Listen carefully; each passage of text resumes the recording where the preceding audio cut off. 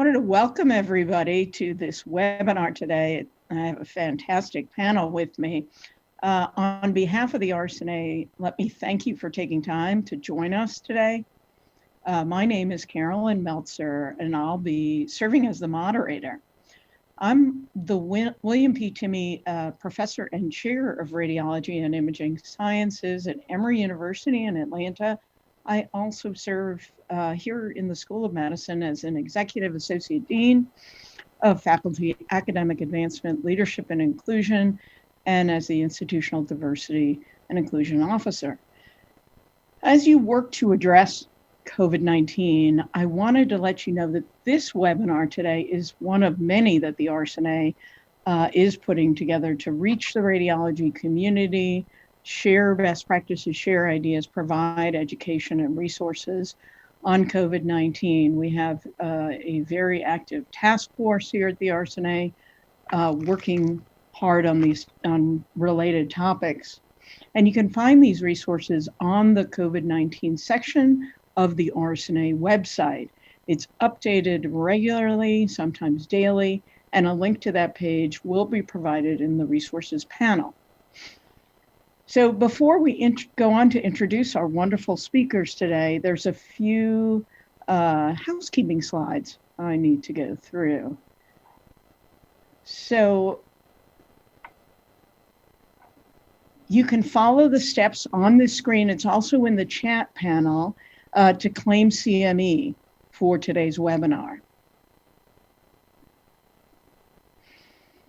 I'll pause on the disclosure slide here. The speakers do not have any financial relationships relevant to today's panel.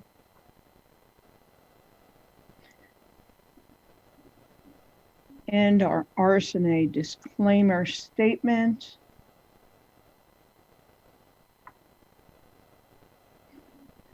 We very much invite interaction in this webinar.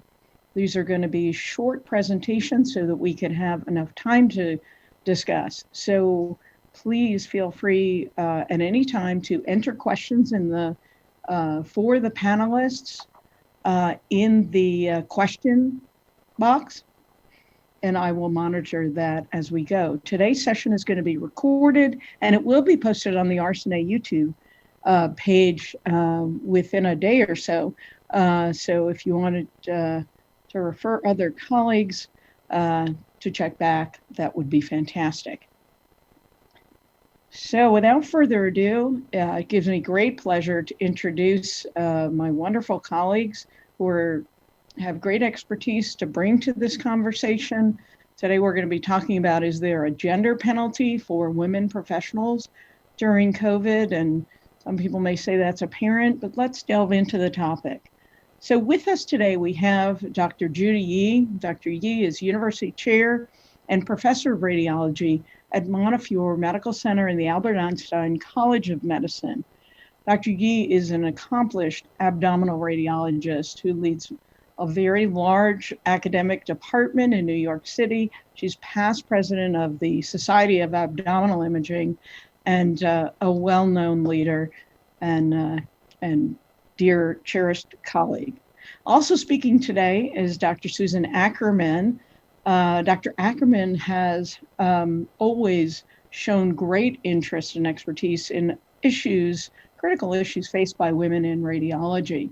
She's a member and past president of the American Association for Women in Radiology. She's also a member of the American College of Radiology Commission for Women and Diversity, and within that, chair of the Women's Committee. And she is a vice chair in the department at the Medical University of South Carolina. Also with us today is my colleague, Dr. Jeffrey Klein, who's also on the RSNA board with me.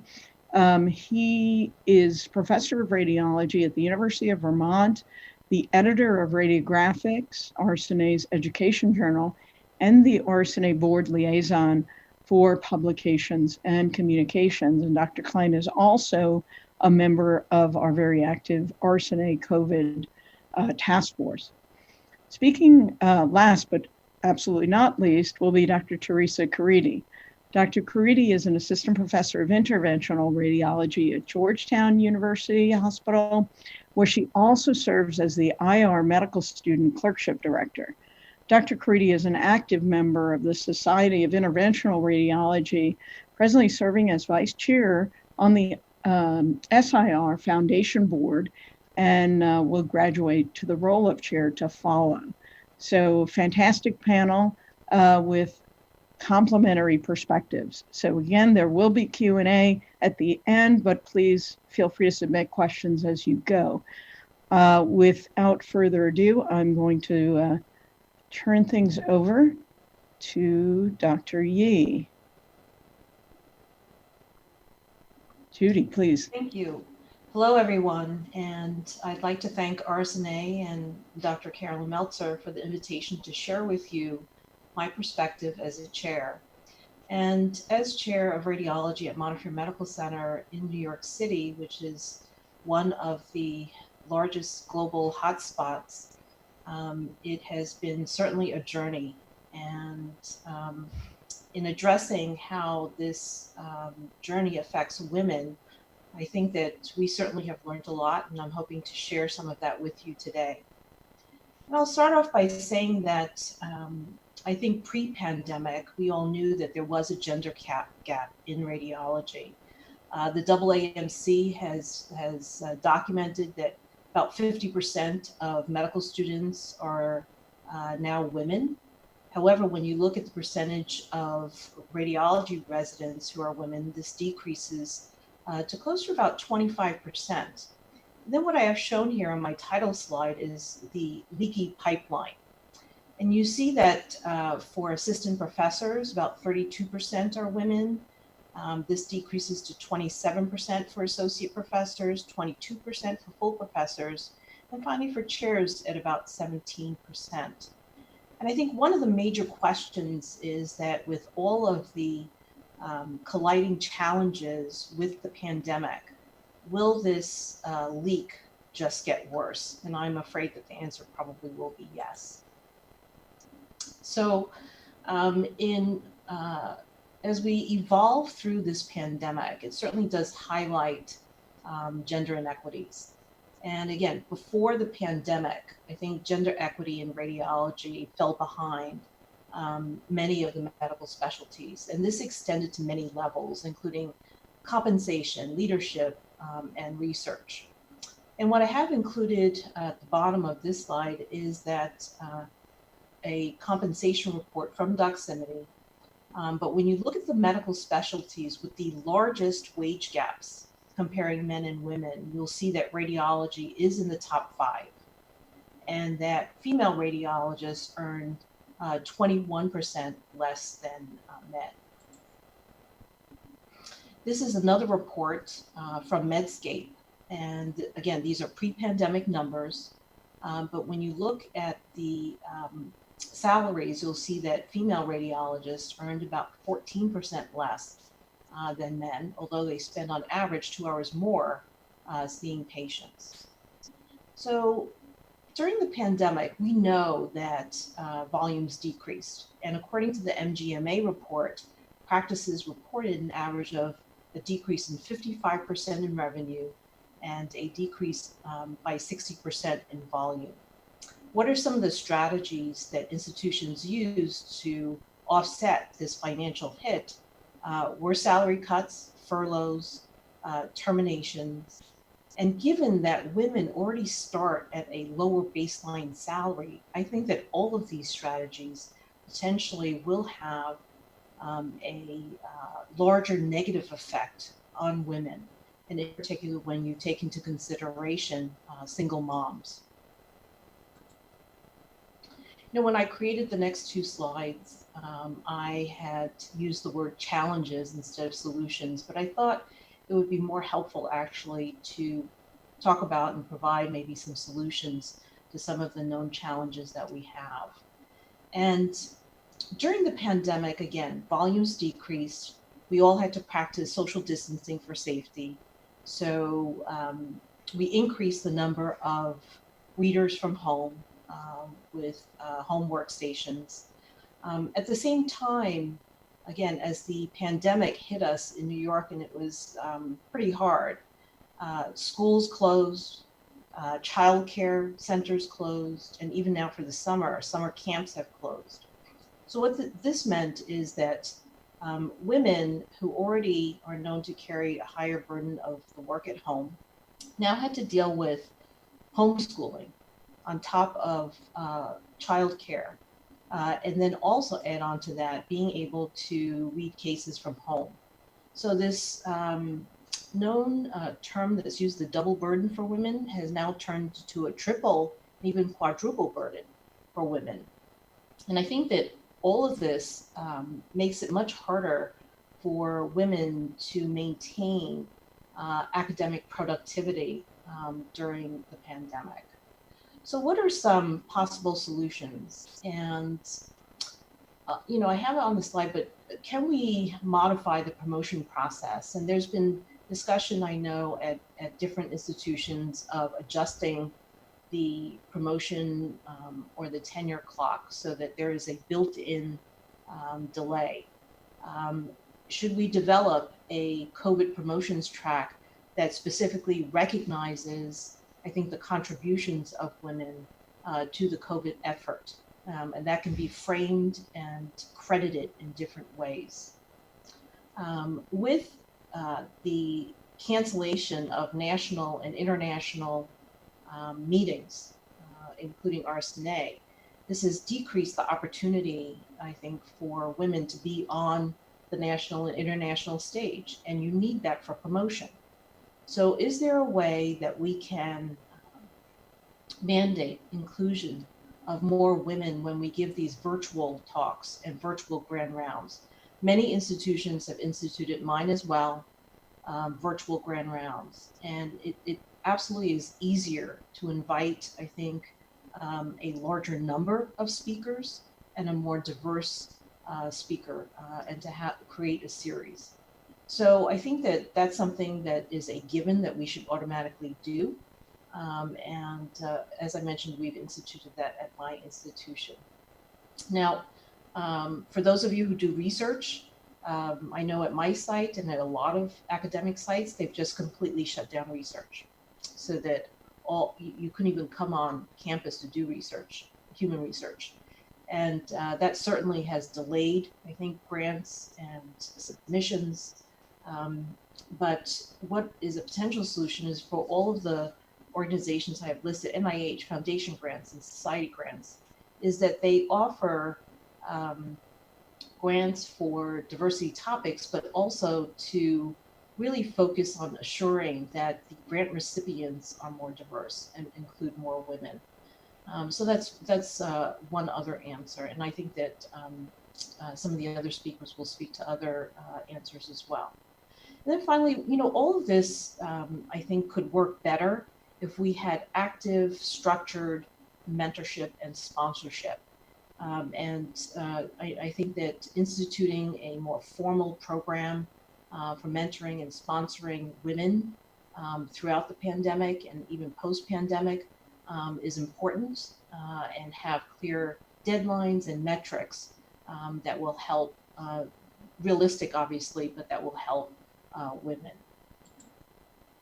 Now, some of the family challenges and solutions, I've touched on sort of what we were facing with having to socially distance. We actually divided into 2 teams, our faculty.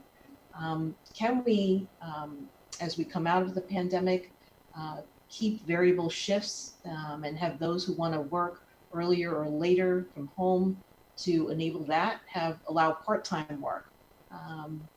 I think it's important that for home responsibilities, which have just ballooned, that the spouse or a trusted small group can share in childcare and in homeschooling. I don't know about you, but I know that as this has evolved during the pandemic, especially now post-pandemic, there are so many meetings at this point, and a lot of them are on Zoom or Skype or other platforms. But they tend to fall into evening, into these longer hours that are not family friendly. So I think we need to perhaps look at how we can better manage time to make it more family friendly. And then we have to consider childbearing, and that it's been particularly tough, I think, on women when it comes to having children during the pandemic and after the pandemic. Paid parental leave is something that, you know, in this country is still an issue. And I know that SCARD, the Society of Chairs of Academic Radiology Departments, has supported paid parental leave for 12 weeks. AAWR as well, and then ACR is also looking to support. So this is something that I think is spreading, but we definitely should support. And then allowing and developing online learning. AIRP finally has developed, I think, online learning, and that's great. There's a huge controversy right now with cancellation of the boards, and can we virtualize test taking, which would make it so much more family friendly. And then finally, at specific institutions, is to provide more flexible ability for breastfeeding and to make sure that there is support for lactation. So there is so much to talk about, and I look forward to our discussion later on. Thank you so much. And these are just some references that I've included for your use. And next, I'd like to introduce Dr. Susan Ackerman, who will speak about life-work balance for the female radiologist amidst COVID-19.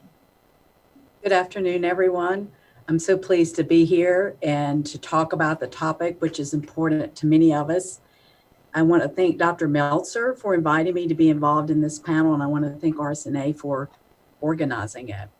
So recently I was involved as moderator in the AAWR's Women's Caucus at the ACR, which of course was a virtual meeting, and there was a lot of robust discussion that came out about the challenges specifically that women had and what we can do, solutions and recommendations, and how we can go forward and change what we're doing. So for all of us, life was somewhat of a balancing act with COVID-19, but I think in particular for women, because it became the art of balancing home responsibilities, including taking care of the home itself, housekeeping, but also childcare, child support, homeschooling, after school care, and then along with that, also balancing work. I mean, as we know, most of these duties fall to women in running the household. So we mentioned now women had to think about homeschooling. And if the kids weren't in school, they had to think about what to do with the child who previously had been able to go to daycare, or what to do with children who could no longer go to after school care. We have to think that during this time, most people did not have someone coming into the household to help with cleaning or taking care of children or babies. So it was also hard to do work at home. And even some women were responsible for elder care. So either parents or grandparents that either lived with them or lived nearby. Someone had to help them with all the things like grocery shopping, getting medications. Some women talked about the fact that the home health care was no longer coming to the house to make sure that their parents took their medications. So they also had to take on that. The Family Caregiver Allowance Association said that the average caretaker in the United States is a 49-year-old woman. In addition, and the Department of Labor did a study, and in 2017, they said that women during this age range made up about 70% of the labor force of women who have children under the age of 18 years old, meaning they were working, taking care of children, making sure that they had what they needed in school. So there are a lot of challenges. Also, there were the financial challenges. Some women talked about the fact that if they were 100% teleradiologists, that there was significant decrease in volume. And so therefore there was significant decrease in their financial situation. And it was particularly hard on some women who were the sole breadwinner in their family. Other women talked about the fact that their significant other had a job where they had to go in or had to be at work, and so they had to work at home. Well, so what are the solutions, or what are the recommendations? How did women approach it? And I will have to say that one size doesn't fit all. I think it depends on your own situation what worked the best. So solutions were unique to the person's situation. I think one thing was creating flexibility in schedules, as Dr. Yee referred to, that she did in her department, changing hours of coverage. So instead of working nighttime, splitting the days, or working in the evenings. Also, there were some departments who actually dispensed home PACS workstations so that high-risk faculty or faculty who had childcare issues could work at home. As Dr. Yee mentioned, the Family Medical Leave Act was just sponsored by the AEWR and was supposed to be set up for resolution and an approval this year at the ACR annual meeting. So for those of you who don't know, it was a resolution that asked that practices and departments provide 12 weeks of paid family leave for all genders.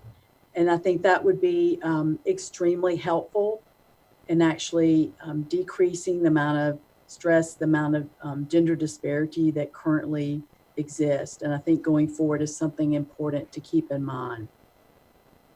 And also that some women were involved in setting up support groups. So they talked about having weekly Zoom meetings where they talked with people in other parts of the country about what they were doing, how they were approaching issues at work, what they were doing about homeschooling. Could they do that homeschooling in a group setting? Or what did they do? How do they entertain their kids when usually they went to after school care? So those types of things. So I think that there are a lot of solutions along with the challenges. And I think reaching out and finding out what other people are doing is very important. I included 2 links at the bottom of my slide that I'll refer you to. One is was a discussion on the AAWR online caucus. The other was recently in Radiology Business, which talks about the healthcare disparity and particularly on female radiologists and how they approach the academics in JACR.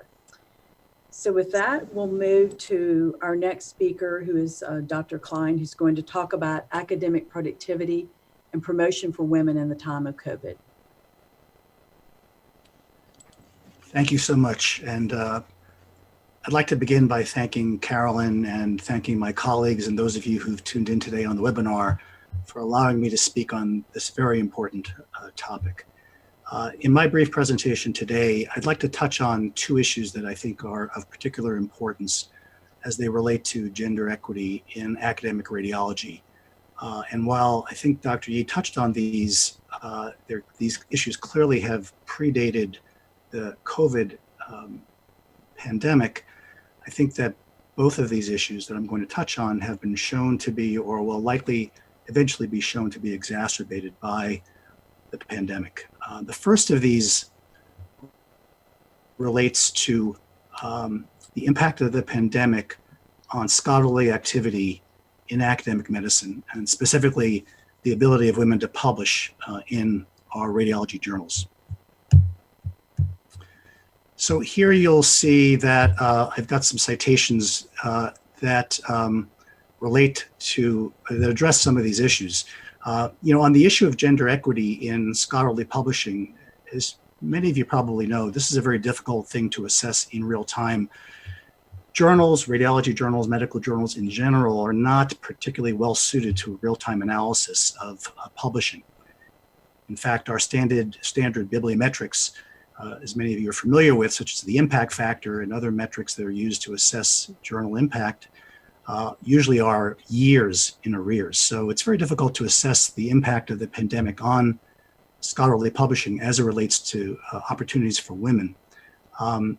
However, regarding the gender gap in publishing, I want to first begin by just acknowledging Dr. Yoshimi Anzai from the University of Utah, who I believe is actually logged into today's webinar, who a couple of weeks ago made me aware through a tweet of this article in Nature. It was published on May 28th by Viglione et al. And this article addresses some of the gender inequities that have been experienced in publishing. And the article talks not only about medical publishing, but also talks about research and publishing in economics, information science, as well as the medical sciences.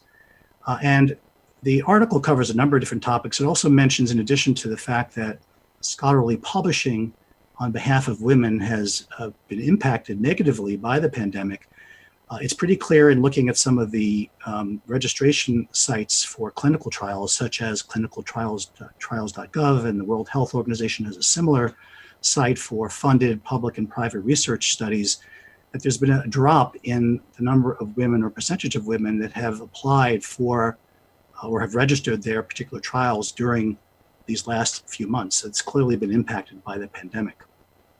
One of the articles that was featured in this Nature article is one by Vincent Lemaire and colleagues at the University of Montreal, and it talks about the first woman authorship of articles that are posted to preprint servers.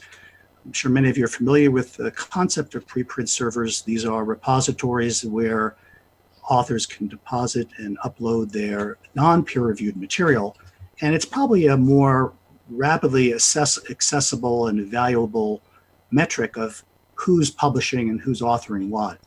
And what this article by Vincent Lemaire showed, and I have a graph here from the article just to demonstrate this, that if you look at the last 10 months of publishing on these preprint servers, at least, you can see that in the blue here is actually the number of uploads of articles into medRxiv, which is the preprint server that is used primarily for the health sciences. And you can see here that in the last several months, there's been a significant drop in the number of articles posted to medRxiv. So an indication that the pandemic has clearly had an impact on women authors' ability to publish, at least on preprint servers. The next article I wanted to talk about was actually one that indeed was published on one of these preprint servers, arXiv. arXiv is a preprint server that is focused primarily on mathematics, physics, computational sciences. And what the authors here found when they looked at arXiv and they looked at the percentage of women who served as first authors for some of the articles published on medRxiv, they looked at 13 different subspecialties, and they compared the percentage of women who were first authors on papers that were posted in 2019 and compared that to the percentage of women who authored articles related to COVID-19, obviously posted in March and April of 2020. And you can see here on the slide that if you look at the clinical sciences, internal medicine, and surgery, there has clearly been a slight impact on the percentage of women first authors. But when we look at radiology, it's actually fairly dramatic. Women first authors dropped from 2019 about 32% to 18% during the COVID pandemic. If you look further at last authorship, again, the same article, and last authorship obviously mostly reflects women who are in leadership roles, running research enterprises, senior authors. You can see that the impact, again, has been on all of the various subspecialties. I've just chosen 3 of the 19 that were reviewed in this article, but there's been a very dramatic impact on the number of preprint server uploads in radiology. It diminished from 24% to 8% women last or senior authorships. There's been a significant impact, it would seem, even at this early stage that we can assess of the pandemic on the ability of women to publish.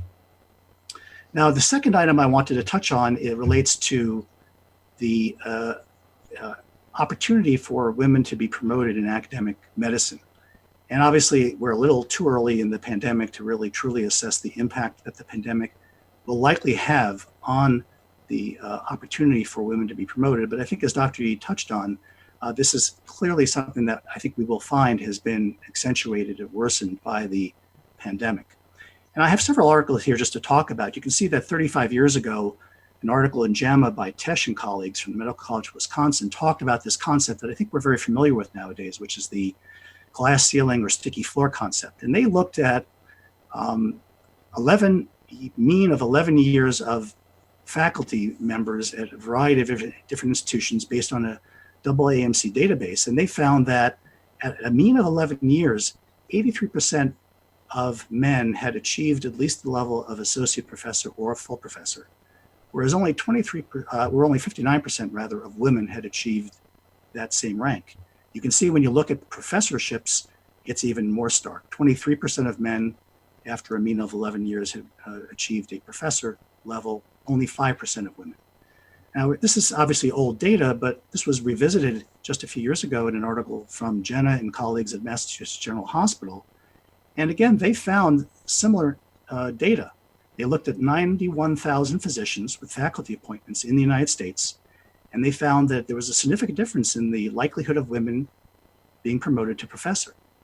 There was also a significant difference in the mean number of publications on behalf of men versus women. It was almost double for men as it was for women.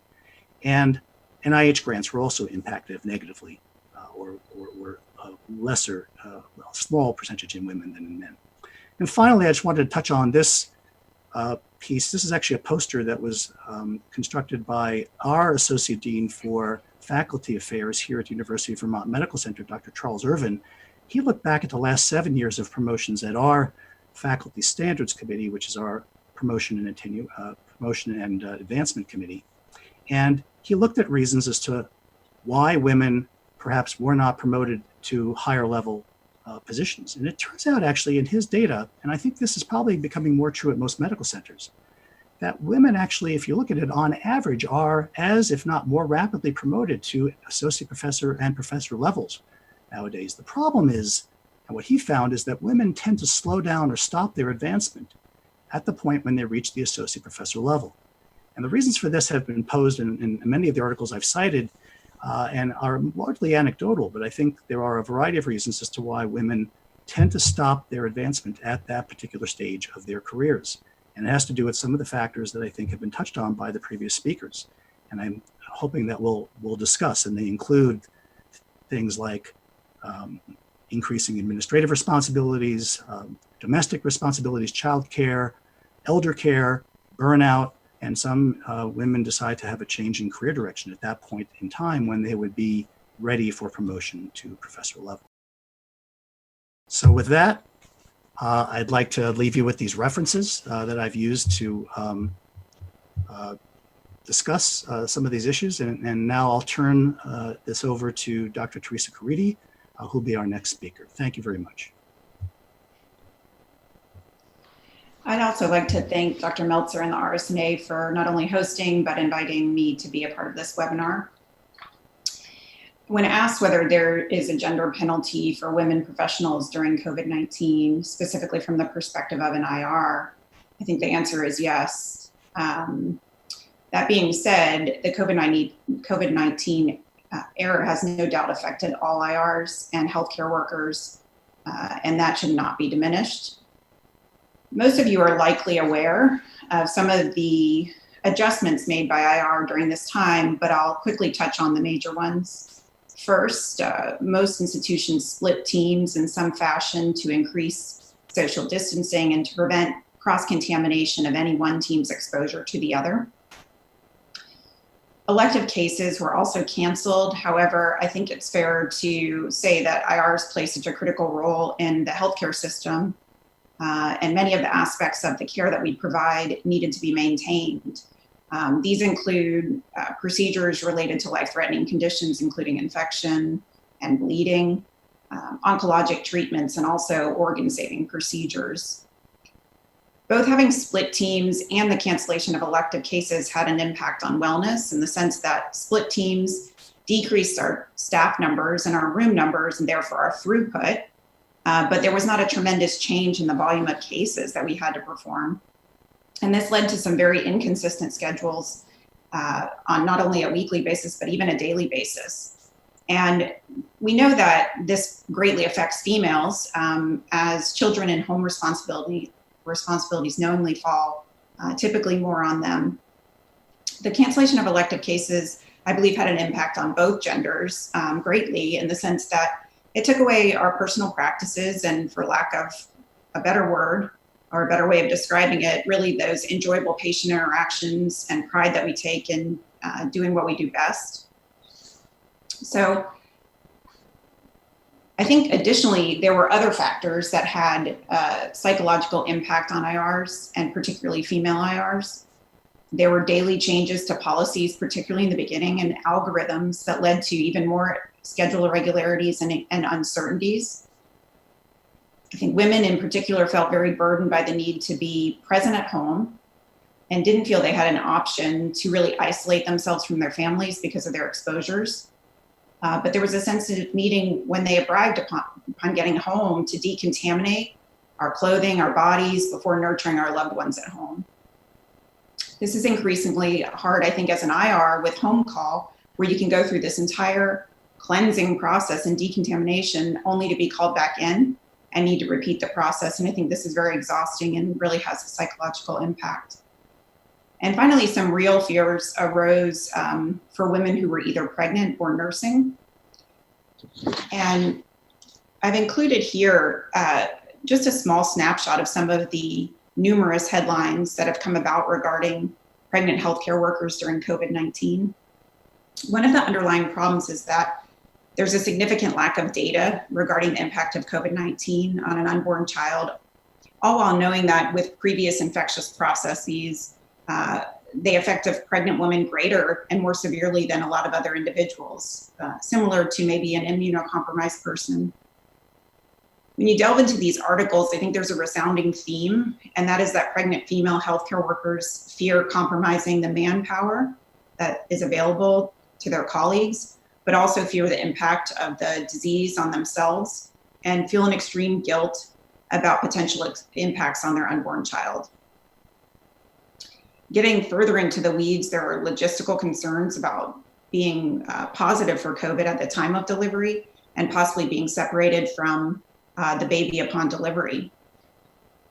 Finally, we know that in other countries, as well as in the US, that female healthcare workers make up a larger percentage of positive COVID cases in comparison to males, so have a greater exposure. I've been speaking somewhat in generalizations about these things, but can also provide a bit of a personal experience as a pregnant female in IR. As physician scientists, we're pretty used to relying on data to drive our procedures and decision-making. But as COVID-19 made its way into the US, there was really, and really still is, very little data regarding pregnancy and the transmission to the fetus. For myself, I was rounding out the first trimester at the time that COVID made its way into the US, and there was certainly nothing known about how exposure could affect a fetus at that stage. All the data really was about third trimester babies. And so I know that I, like many female healthcare workers, silently struggled with balancing my role as a physician and a mother. I've been very fortunate, and I think a lot of women in IR are very fortunate to have colleagues that support and even recommend that as pregnant healthcare workers, we don't care for patients who are known to be positive for COVID or those who are under investigation. But we all recognize that even exposure to asymptomatic patients is still putting ourselves at risk. And all the fears that I described previously were true for myself as well. And I really want to just leave you at that. I want to thank Dr. Meltzer and the RSNA again for bringing light to this important discussion, and to all of you listening in today. Thanks for joining us. Wonderful. Those were all just terrific comments. So we have colleagues joining us from all over the world. Please go ahead and submit your questions in the question panel. And while you're doing that, I'm going to pose a few to our panelists. So women tend to be, and Dr. Yee touched on this, women tend to be academically disadvantaged by, they may have more challenges to traveling due to inequity and childcare burden. So, now that we're in the COVID era, and this, we thought it was going to last a few months, but now I think we're going to be living through Zoom for quite some time. Is there an opportunity that that there could be some gender leveling in exposure to women, which will help their career academically? And I'll start with Dr. Ackerman. We'll mix things up a bit. So, I think that we have to look at every challenge as a different experience and how we can kind of turn it around and make the most out of it. Somewhat, travel limitations apply to all of us, not just women Mhm. women with children, but men also. And so there's opportunity to be involved in webinars such as this, virtual meetings, and actually reach out to other colleagues across the board. So I think somewhat that it actually enables people to be more involved if they reach out to the right platforms. Jeff, anything to add to that? Yeah, I think it's difficult because I think, those of us who have been in academic medicine for a number of years, as I have come used to going to meetings, going to conferences, and interfacing with our colleagues around the world, across the country. And clearly, while the current pandemic makes perhaps connections easier electronically, I think there is something to be said for in-person meetings and mentoring, that a lot of which projects that get underway at subspecialty society and large meetings. So while certainly there are some opportunities to take advantage of, and we've talked about some of them, clearly for teaching there are some opportunities that we have never explored before that we're learning about, perhaps really advantageous to our training programs. I think it's difficult to know exactly what the impact of the pandemic is going to have, even though the traveling is no longer, at least in the short term, no longer going to be an issue. Great. And in a related question, we're all participating in multiple discussions with colleagues through Zoom. And, you would think that Zoom could be very much a democratizing platform. One of the questions I have is, are all voices heard equally in this platform? And are there things we can do to make sure they are? Teresa, how about if I start with you? I think it's difficult. I think what I've seen is actually kind of bordering two different institutions right now. I've seen a large array of different meeting styles via Zoom and other platforms virtually. Mm-hmm. And I think there are voices that are left out of these discussions. It's very hard to chime in. And I notice some people, even when they try, they feel that they're stepping over someone else's voice because it's hard to time appropriately. And I do think those individuals probably lack the voice that they would have and the expression that you would see in person when they're not the one speaking, sometimes even via camera, depending on where they are. So I think there are some disadvantages. I think the efforts that have been made to counteract the disadvantages have been really strong, and in some ways have been extremely beneficial, because there are several groups of people who wouldn't have normally banded together that have done so.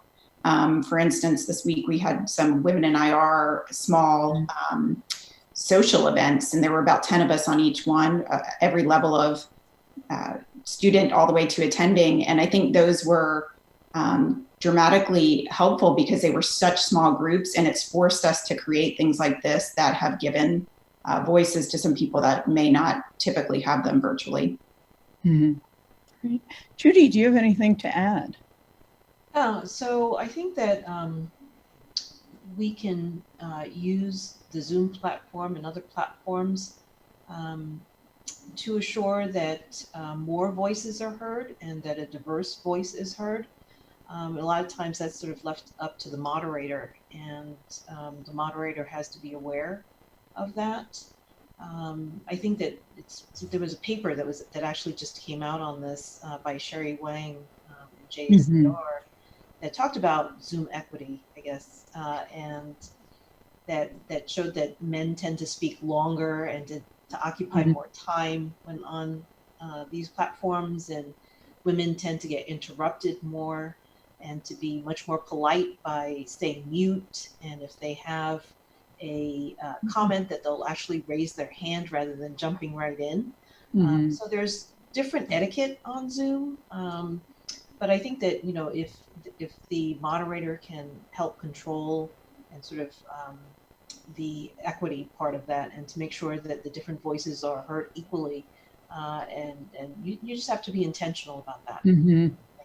And what do you all think about showing your face on a Zoom call. I've noticed that folks who are at home who may have small children running around tend to maybe not want to have their video open. And how do we encourage that? Say, look, we're used to dogs barking and kids running around. This is a new era, and we'll engage more equally if we all show our video.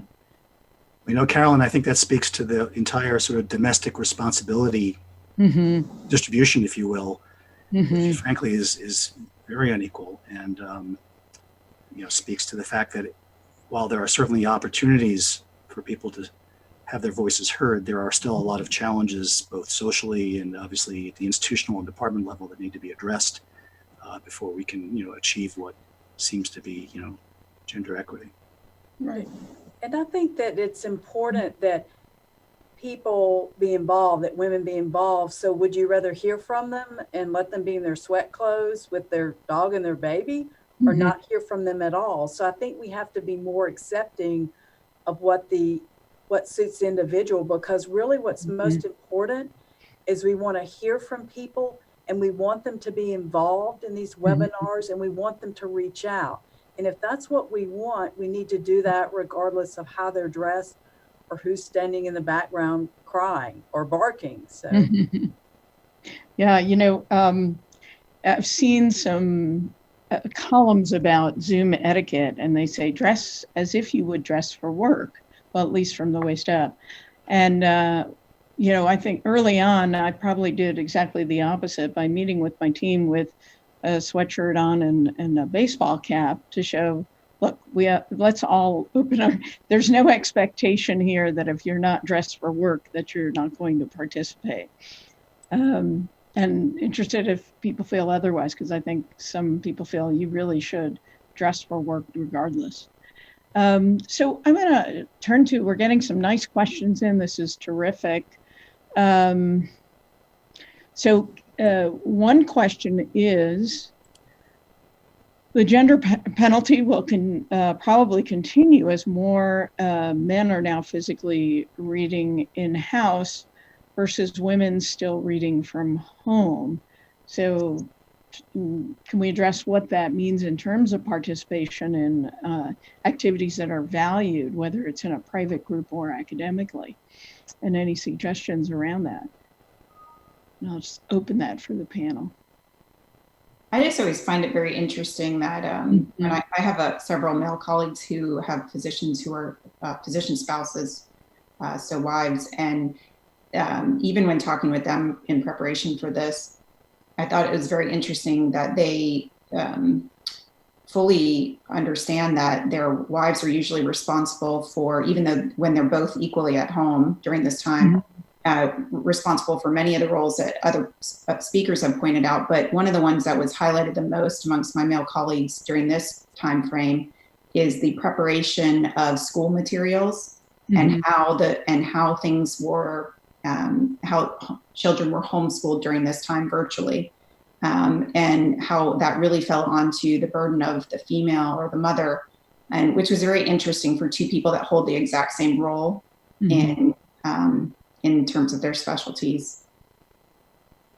I'm not sure what can be done about it. Hopefully the rest of the panel might have some suggestions. I think the leaders in the departments also in the practices have to understand that the times are different, and because of the way responsibilities usually are split out, perhaps there are some, there is some flexibility in the schedules. So, and maybe if there's an option for dispensing home Tacks workstations for women who are at home more to use them. I think we have to, again, think outside the box. As someone mentioned at our AWR Women's Caucus in the ACR virtual meeting, we have to go to the new norm, whatever the new norm is. Yeah, what I would say is that I think it's important, and I think the term that has been given to this in industry, maybe by McKinsey or some other concern, is we need collective enablers. We need people to enact the proper human resource policies to allow flexible work hours, flexible work arrangements, home, physically at the hospital or at the clinic, inclusiveness programs, infrastructure, for breastfeeding, childcare for women professionals, we really need a group of stakeholders to enable or create the environment that will allow women to be successful.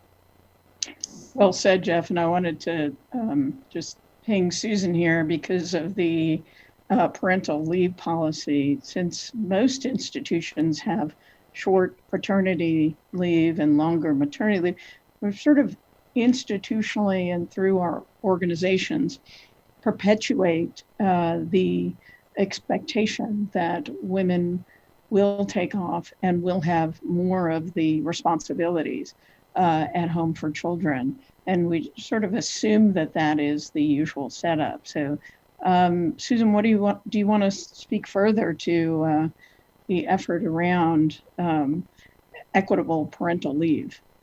Well, I think as times are changing, we realize that, you know, it's not just the responsibility always falls on women, but on men too. It depends on what their home situation is. And so that's why the AAWR really strive to make it include everyone who has family, child, or parental responsibilities, because we wanted to equalize it. Whether you're a man, woman, whether you're taking care of the elderly, a spouse or significant other with, you know, early onset Alzheimer's or cancer, or children, we wanted to equalize it across the board. So there are a lot of questions here. There's one about speaking a little bit further about the pregnant healthcare worker and you know, how to keep those individuals safe with the lack of significant data, as was mentioned. Judy, as a chair, how has your institution handled this? Well, you know, it's been really tough.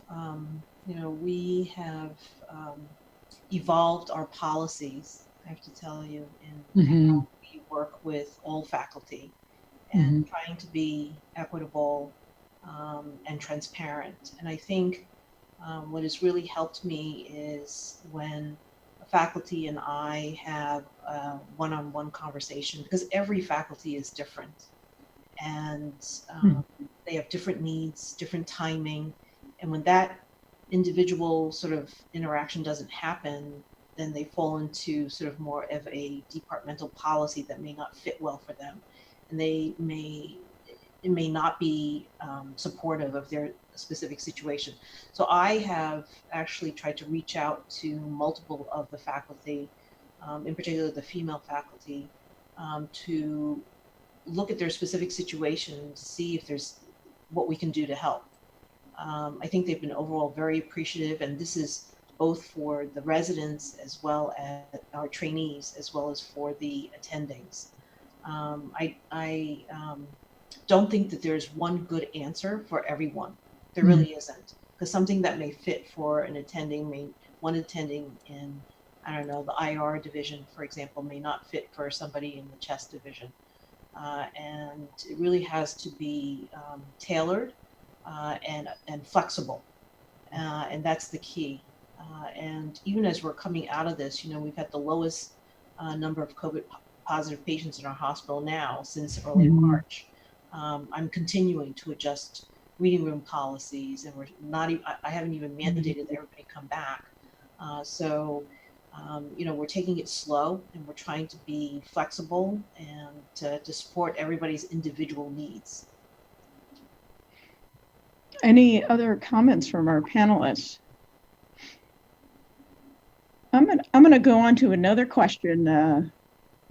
I think we could talk about this topic for hours, and there are a lot of wonderful questions here.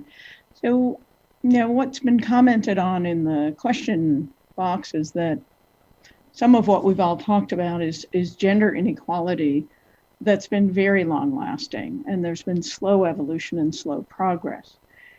And I'm going to modify the question a little bit. Is there an opportunity now? We're in a sort of, our standard work has been disrupted. Is there an opportunity for us to address some issues that relate to the gap? I think there is, and I think some of the work that was even being done prior to COVID in terms of like what Susan was discussing, for instance, I think Those kinds of policies help send the right message to families and to others, surrounding these families, that it's not just about allowing paternity leave, for example, but it's about calling it parental leave and making it, the message is that if women and men both have the same amount of parental leave, for instance, as an example, that means that the message is there that it's an equal responsibility between a man and a woman, or whatever, two spouse relationship, whatever gender they might be. And so I think those kinds of things are a real opportunity just to send the right message that hasn't been done before. And so I really commend Susan for working on that, for one. And that's just one piece of it. But those are the types of things that I think make change. Yeah, I'd love to hear from each of our panelists. Is there an opportunity we can pounce on now through the disruption of COVID? Judy. So that's a good question. And I'm a big believer in mentorship and sponsorship. And that sort of falls in line with just, I believe in everybody as an individual and has their own needs. But, how can we make this a win-win? And, everything, again, is virtualized at this point. So we don't have the big meetings where we can network and build, mentoring relationships and sponsoring relationships. But can we, and this would really, I think, be something that more senior department leaders would have to help with, is to create virtualized mentoring and sponsoring, is to connect people through virtual networks. And that would be a part of what I had talked about before, which is formalizing a mentoring sponsoring program for your department. Require regular check-ins, have multiple different types of mentoring. One could be for research, one could be for work-life integration, and one could be for dealing with the clinical burden. I think that trainees can participate in this as well and could benefit from this as well. But we're in the virtual world, and I think we really have to accept it, embrace it, and make it a win. But as you know, for sponsorship, it takes more senior leaders to be engaged, and that's men and women, to really have an effect. And that's something that maybe SCARD can have a role in putting forth a statement or encouraging it. So, wonderful. Jeff. Yeah, I'm going to sort of answer your question with maybe another question, and that is, I think one of the big issues, and I think Judy and I have touched upon this briefly, is we clearly need to do a better job of attracting women to our specialty. And I wonder whether the current situation affords itself to perhaps give more of an opportunity to recruit women to radiology, to apply to radiology. We're no better off now, we're not much better off now than we were 40 years ago as far as the number of women who enter medical school who are opting to apply to radiology. And obviously a lot of the issues we've touched on are reasons as to why we can't seem to get women to apply to radiology or see that as a career opportunity. But recognizing that most people who go into radiology don't know that when they enter medical school, they make that decision once they've entered medical school. We need to do a better job of making radiology an attractive field. And obviously all the issues we've touched on will help do that, but we need to do a better job of showing medical students that there are opportunities for women in radiology, that we recognize the issues, that there are opportunities, as Judy touched on, for proper sponsorship and mentorship, and that we have women role models, lecturing to them in medical school and running departments and leading organizations.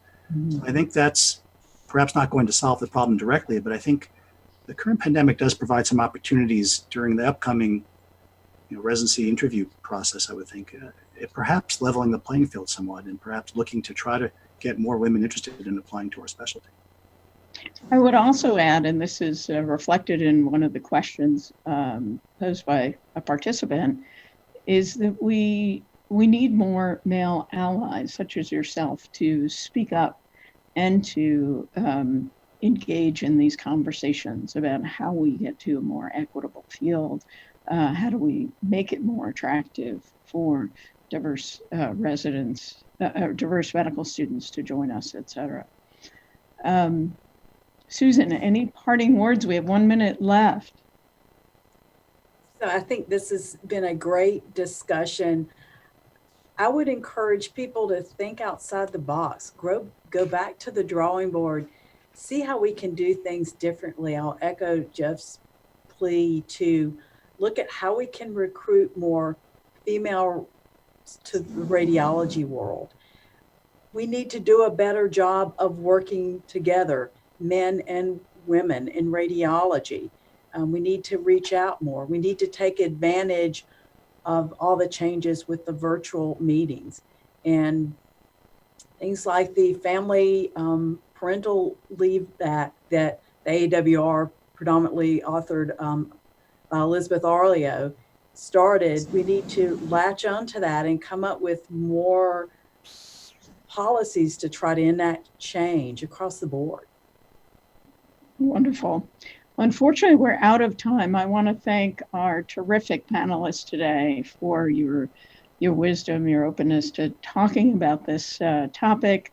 I'd like to also thank those of you who have joined us today. I'm sorry I wasn't able to get to all of your questions and comments. Please look in the resources panel for details on how to earn CME for this webinar. And I also encourage you to continue the conversation that we've engaged in today on the RSNA's new community site, where radiology colleagues and RSNA leadership can comment and answer questions, and we can continue the discussion. Please also see the chat and resources panel for the link to that site. Thank you so much. Thank you. Thank you for having me. Thanks. Thank you.